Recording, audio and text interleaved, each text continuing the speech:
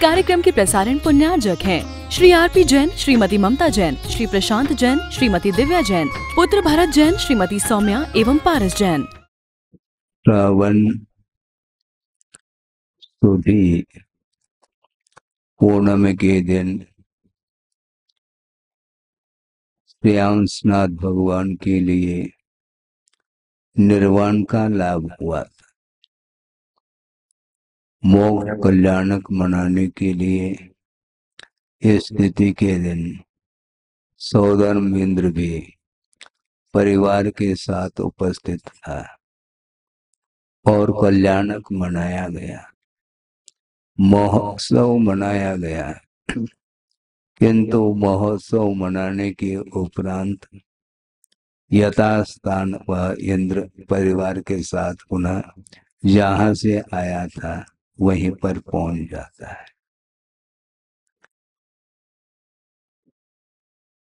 वस्तुतः शरीर से अपने आत्म तत्व को पृथक करने की साधना का नाम मोक्ष मार्ग है और मोक्ष मार्ग देखने में तो बहुत सरल लगता है, किंतु वह कठिन क्यों है?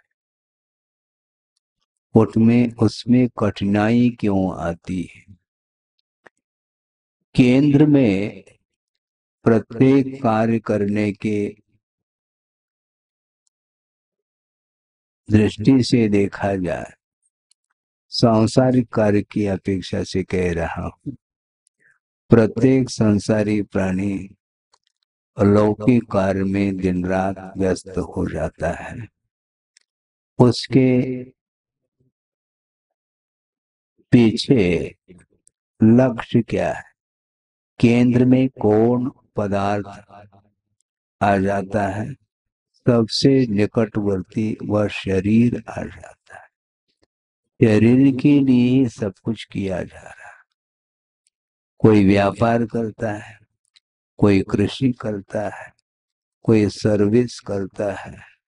विभिन्न प्रकार के उनके जीवन यापन करने के ये साधन हैं। उसके पीछे शरीर लगा हुआ है, इसलिए सारे कृत्य करने पड़ते हैं।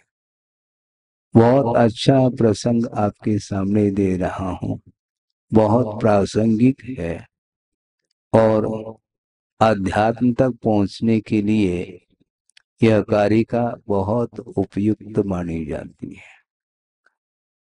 आचार्य पूजपा स्वामी ने इस कारिका को दी है। कहाँ पर?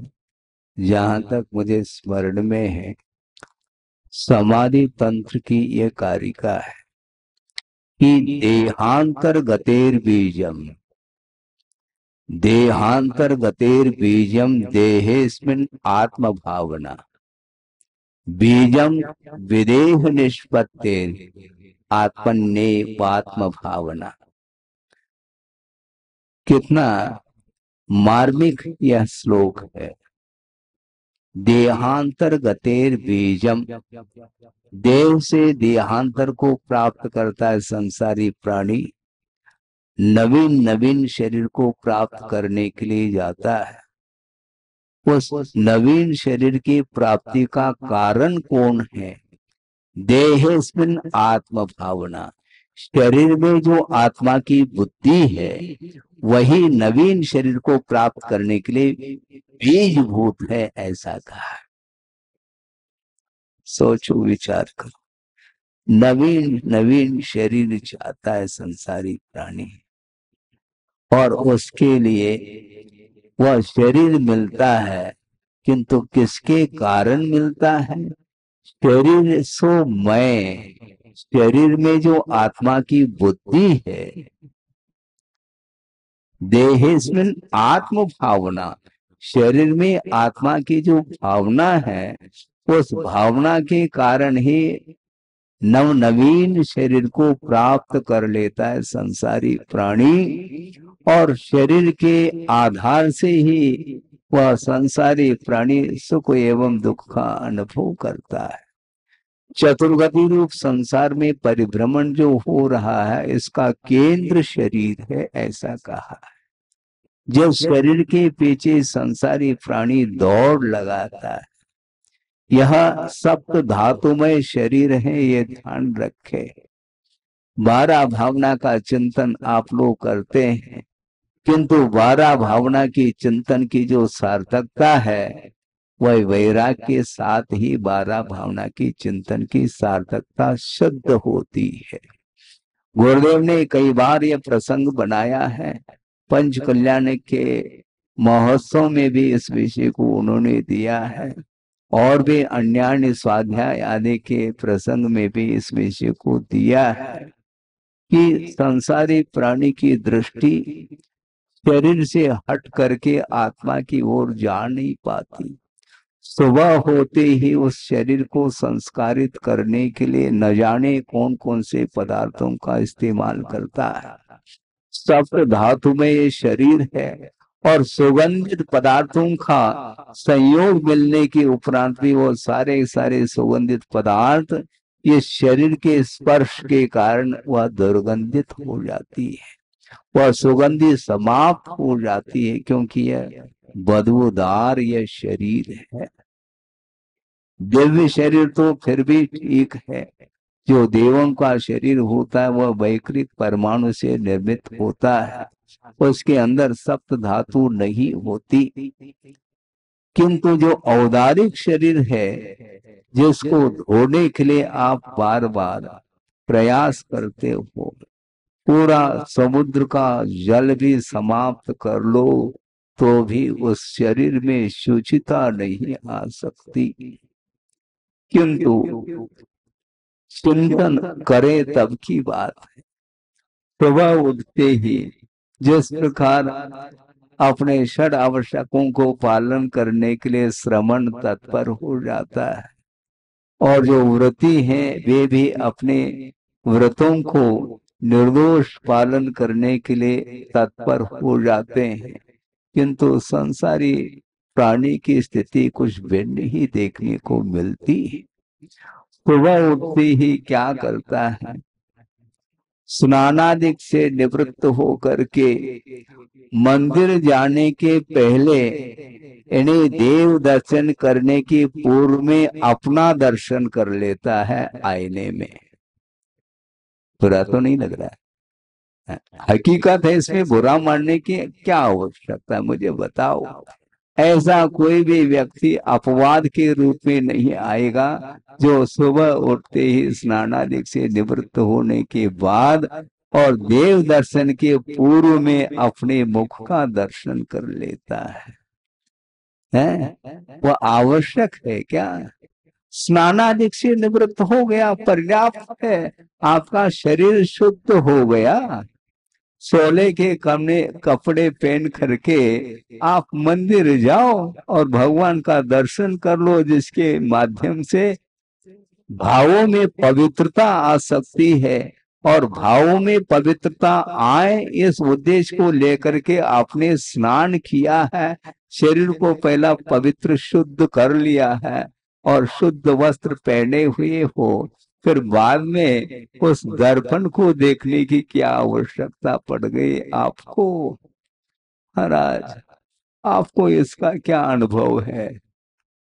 ये आप कहेंगे बिल्कुल ठीक है, अनुभव तो सबको है, क्योंकि हमने भी वही कार्य किए हैं।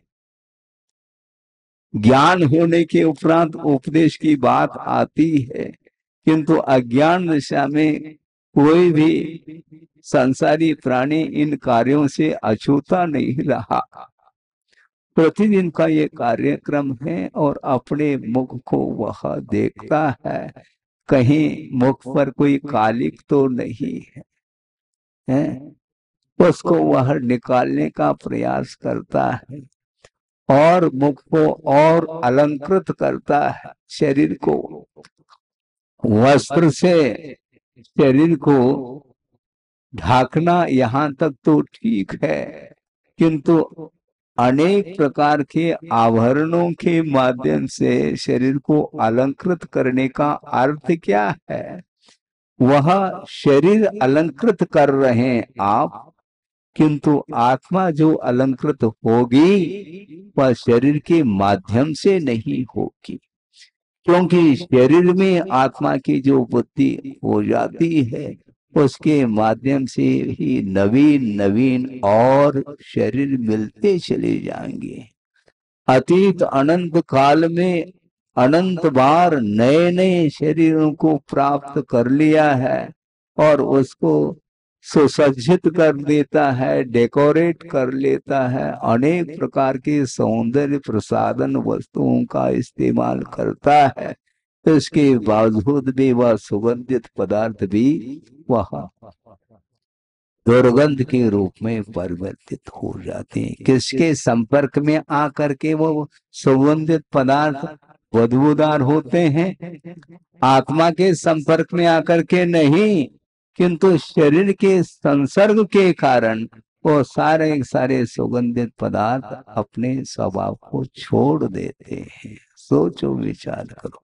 और दिन रात यह चल रहा है कार्यक्रम।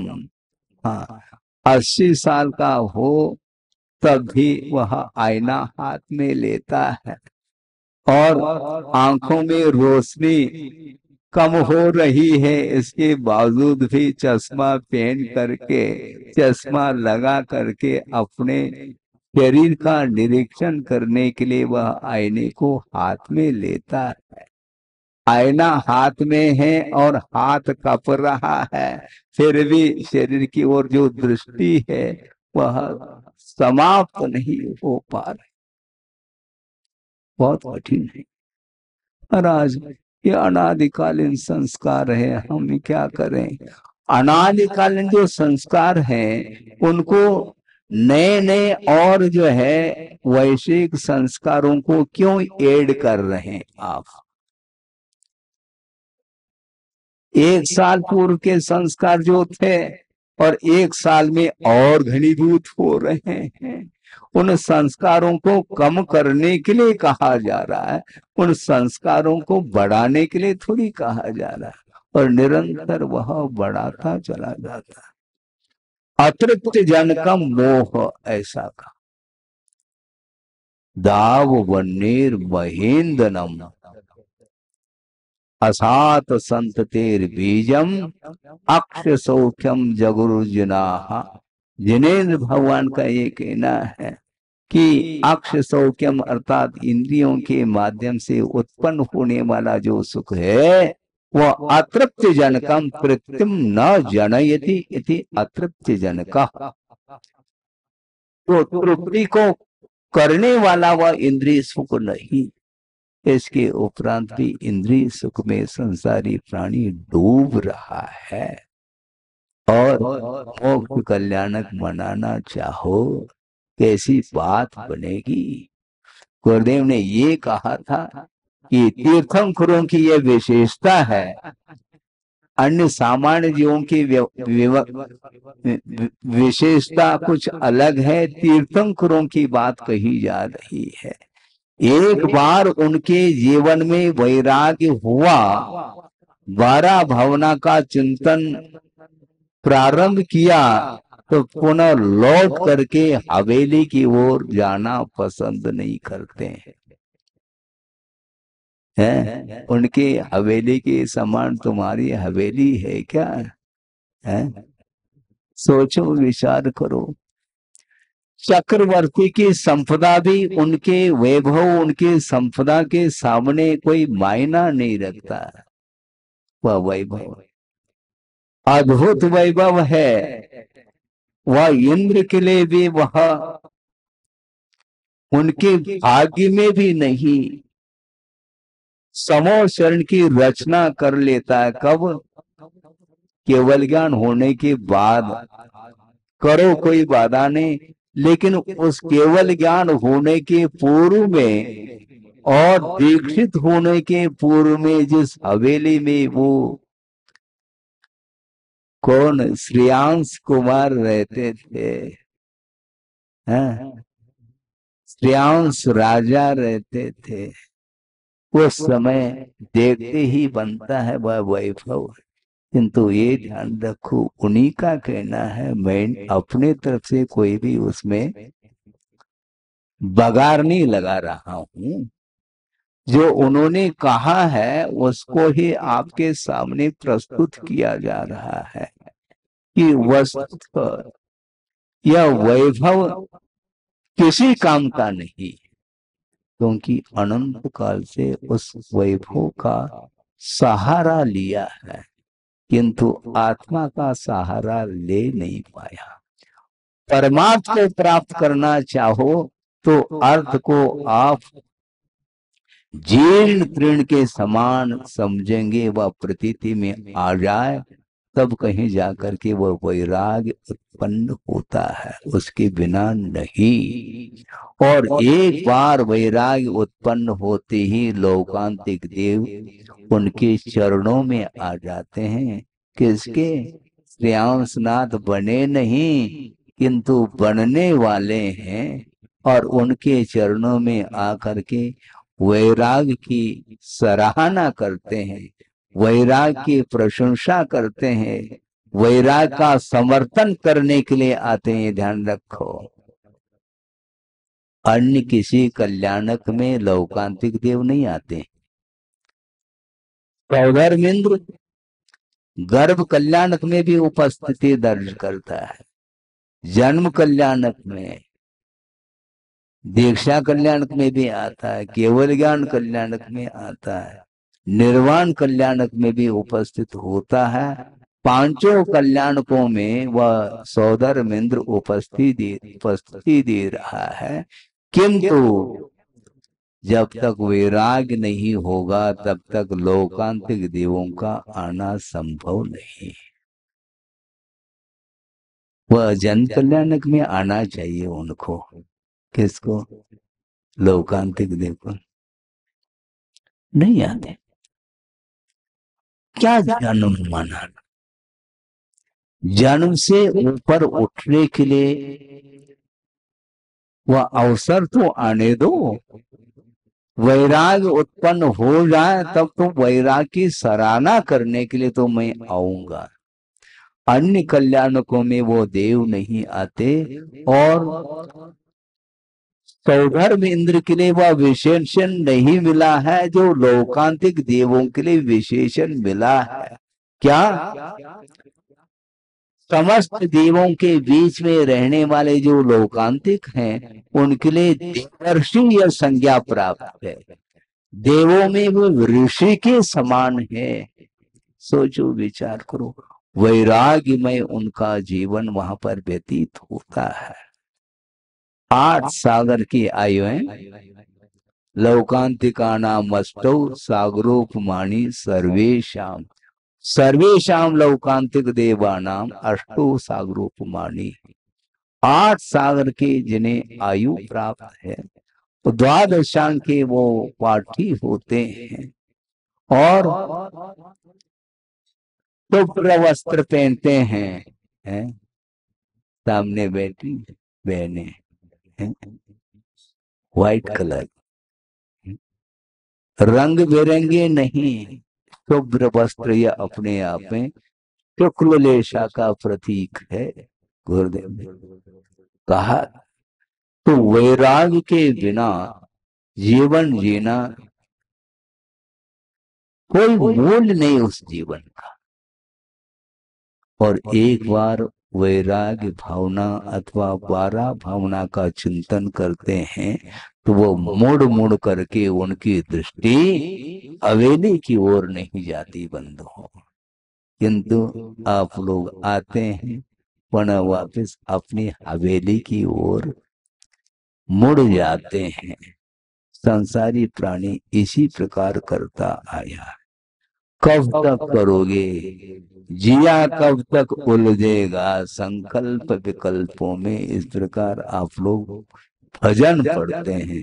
हम सुन करके मुझे भी लगता है कि देखो, भजन भी बोल रहा है संसारी प्राणी और उलझता चला जाता है, और बोल रहा है कब तक उलझेगा। उलझता चला जाता। ये उलझाने में कारण कौन है? केंद्र में शरीर है, ये ध्यान रखो। इसलिए देहांतर्गतेर बीजम देहेस्मिन् आत्म भावना। इस शरीर में आत्मा की जो भावना है, जो बुद्धि है, वही नव नवीन शरीर की उत्पत्ति में वह बीज है, ऐसा कहा। उस बीज को समाप्त करना चाहो बहुत कठिन है। ये वृक्ष और बीज की जो परंपरा है, इसकी आदि नहीं। अनादि काल से वृक्ष और बीज की ये परंपरा चली जा रही है। वृक्ष पहला है कि बीज? कोई पूछेगा तो आप उत्तर दे पाओगे? महाराज बीज पहला है, बीज पहला है। बिना वृक्ष से वो बीज कहाँ से आया है? महाराज वृक्ष पहला है, बिना बीज से वृक्ष नहीं, और बिना बीज से वृक्ष की भी उत्पत्ति संभव नहीं।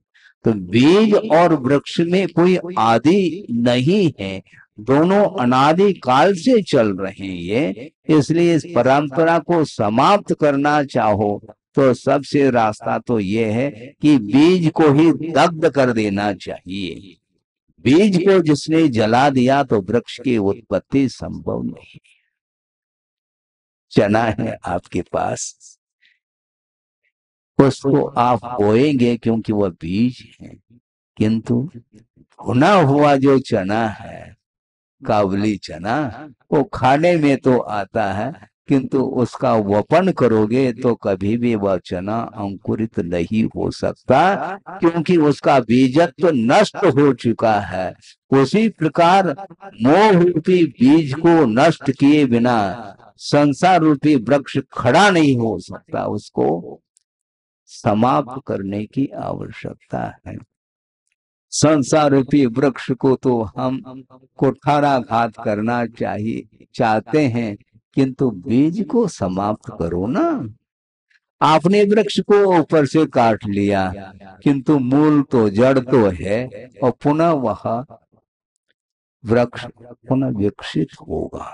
और मूल से ही जिन्होंने उस वृक्ष को उखाड़ डाला है, फिर बाद में वह वृक्ष उगेगा नहीं। तो इसलिए बीज को समाप्त कर लो। और यह नवीन शरीर की उत्पत्ति का बीज यदि कोई है तो शरीर में आत्मा की बुद्धि। शरीर सो मैं हमें समझ में नहीं आता। ये वर्तमान में बहुत ही बढ़ता ही चला जा रहा है। पहले हमने देखा था 50 साल हो गए मुझे गुरुदेव के चरणों में आकर के, 49-50 साल समझ लो। उस समय इस प्रकार के कोई साधन देखने को नहीं मिलते थे जो अभी वर्तमान में मिलते हैं। बड़े मुश्किल से स्कूल के बच्चों को व्यवस्थित बिठाया जाता, और टीचर भी बैठ जाते हैं व्यवस्थित, फिर बाद में वो फोटोग्राफर आ जाता है तो कैसा ऊपर एक कपड़ा ले लेता है और भीतर से वह उस कैमरे के माध्यम से फोटो ले रहा है। बहुत घंटों लग जाते हैं, और बिल्कुल व्यवस्थित बैठो ऐसा कहा, और 1 2 3, और उस समय यदि मान लो आपको उबासी आ गई तो फ्री हो गया। अब क्या करोगे? ये स्थिति थी। और आज बिल्कुल ऐसे नए नए एडवांस जो है साधन आपके हाथ में आ गए, और सुबह होते ही यूं करता है जैसे किसी को आशीर्वाद दे रहा हो। मोबाइल के माध्यम से वो फोटो लेता रहता है। ये स्थिति, उस फोटो में वो आत्म तत्व आ रहा है क्या? सोचो, विचार करो, वह फोटो किसकी है? किसका चित्र आ रहा है? शरीर की तस्वीर आ रही है, शरीर का ही चित्र आ रहा है और आत्मा अमूर्त है, उसका दर्शन कब कर लोगे? भगवान के पास जाकर के प्रतिमा का दर्शन करने के उपरांत भी वितरागता की ओर दृष्टि हमारी जान नहीं पा रही है। वहां पर भी हम ऐसे वातावरण हमें देखने को मिलता है, भगवान के सामने भी फोटो लिया जा रहा है। भगवान का तस्वीर ले तो फिर भी ठीक है, उसमें वितरागता है, किंतु वह स्वयं जो है वह ढोक दे रहा है और एक के हाथ में फोटो दे, अपने कैमरा दे रखा और वो लेता चला जा रहा है। तो आपका उपयोग किसमें है उस समय हम पूछना चाहेंगे। आपका उपयोग भगवान के चरणों में, शरीर तो आपका है, आपका माथा भी झुका हुआ है, किंतु आपका उपयोग नहीं झुका अभी भी, क्योंकि फोटो की ओर ध्यान है। ये स्थिति है संसारी प्राणी की। इसलिए केंद्र में वह शरीर है और शरीर के कारण ही वह आकर्षण वह समाप्त नहीं हो रहा है। और शरीर के रक्षा के लिए उसमें जो भी अन्य पृथकभूत जो पदार्थ हैं उनका वह आलम्बन लेता चला जा रहा है। भिन्न भिन्न प्रकार के इंद्रिय के विषय हैं और उन विषयों से आकर्षित होकर के अपने शरीर को पुष्ट बनाना चाहता है, शरीर के पोषण में लगा हुआ है। आत्मा का पोषण करो, इस प्रकार आचार्य कह रहे हैं। और बीजम विदेह निष्पत्ति आत्मनेव आत्म भावना, आत्मनि एव आत्म भावना। आत्मा में जिसकी आत्मा की भावना है वह भावना ही विदेह निष्पत्ति ही बीजम कहा। मोक्ष की उत्पत्ति के लिए वह बीज माना जाता है, आत्मा में आत्मा की भावना रखना। सोचो, दो पंक्ति तो कितने सरल दिखते हैं, लेकिन उसको आत्मसात करने के लिए अभी तक अवसर नहीं मिल पाया। ज्ञानावरणादि द्रव्य कर्म, राग द्वेष आदि भाव कर्म और शरीर रूप नो कर्म, इनसे अपने आत्म तत्व को उन्होंने पृथक किया है। उस आत्म तत्व को पृथक करने के लिए कई भाव लग सकते हैं बंधुओं, यह ध्यान रखें। कई भाव व्यतीत हो जाते हैं साधना करते करते करते, तब कहीं जाकर के उस परीक्षा में वो उत्तीर्ण हो पाता है, अन्यथा संभव नहीं। तीर्थंकर होने के उपरांत भी 1000 साल वृषभनाथ भगवान को लग गए साधना के लिए। सोचो, विचार करो, उनके बराबर किसी की साधना है नहीं, इसके उपरांत भी उन्हें भी 1000 साल व्यतीत करना पड़ा, तब कहीं जाकर के केवल ज्ञान उत्पन्न हुआ। यानी आत्मा को केंद्रित करने के लिए या आत्मा को